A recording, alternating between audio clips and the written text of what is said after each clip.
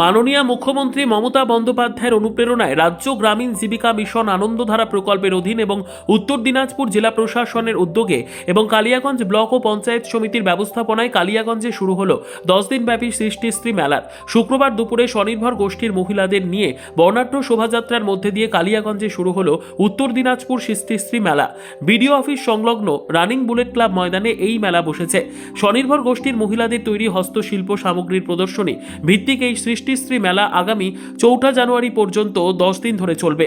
এদিন দুপুরে সৃষ্টিশ্রী মেলার সূচনায় পার্বতী সুন্দরী হাই স্কুল ময়দান থেকে দিনাজপুরের ঐতিহ্যবাহী মুখোশ নৃত্য সহকারে বর্ণাঢ্য শোভাযাত্রা নগর পরিক্রমা করার পরে মেলা প্রাঙ্গণে ফিতে কেটে ও প্রদীপ প্রজ্বলন করে সৃষ্টিশ্রী মেলার আনুষ্ঠানিক সূচনা হয়। উদ্বোধনী অনুষ্ঠানে উপস্থিত ছিলেন জেলাশাসক সুরেন্দ্র কুমার মিনা, সভাধিপতি পম্পা পাল, ইটাহারের বিধায়ক মোশাররফ হোসেন, এসপি সোনাওয়ান কুলদীপ সুরেশ, পঞ্চায়েত সমিতির সভাপতি হিরণময় সরকার, বিডিও বিদ্যুৎ বরণ বিশ্বাস, জেলা পরিষদের 2 কর্মাধ্যক্ষ নিতাই বৈশ্য ও লতা সরকার সহ অনেকেই।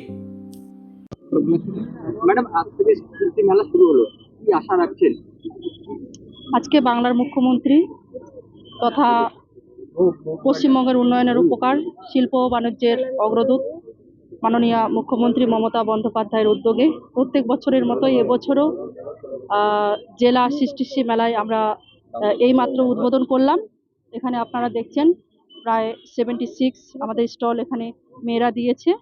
এখানে প্রত্যেক বছর আমাদের জেলায় যারা হস্তশিল্পী রয়েছেন মহিলারা এখানে স্টল দেন এবং খুব সুন্দর ক্রয় বিক্রয় হয়। ওনারা খুব আনন্দিত এবং উৎসাহিত এবং আমাদের উত্তর দিনাজপুর জেলায় শুধু নয়, আমাদের রাজ্যের বিভিন্ন প্রান্তে তারা যায়। কলকাতা থেকে শুরু করে শিলিগুড়ি, কোচবিহার, আলিপুরদুয়ারেও তারা তাদের স্টল নিয়ে যান এবং আজকে 26 তারিখ, আগামী 4 জানুয়ারি অবধি 10 দিন ব্যাপী এই মেলা চলবে। এখানে তারা নিজেদের মতো নিজেদের যে বিভিন্ন রকমের অ্যাক্টিভিটিস এবং বিভিন্ন রকমের নাচ গান এই মঞ্চে অনুষ্ঠিত হবে সন্ধ্যাবেলা, এবং ভাওয়াইয়া গান থেকে শুরু করে বিভিন্ন রকমের শিল্পকলা এখানে অনুষ্ঠিত হবে। খুব সুন্দরভাবে এই মেলাটি কাটবে এটা আমরা আশা রাখছি প্রত্যেক বছরেই যেমন হয়। এবং আগামী দিনে আমাদের সবালা মেলা রয়েছে, বই মেলা রয়েছে এবং আমাদের লোক সংস্কৃতি এবং আদিবাসী সংস্কৃতির যাত্রাও রয়েছে, সেগুলোও খুব পরপর অনুষ্ঠিত হবে।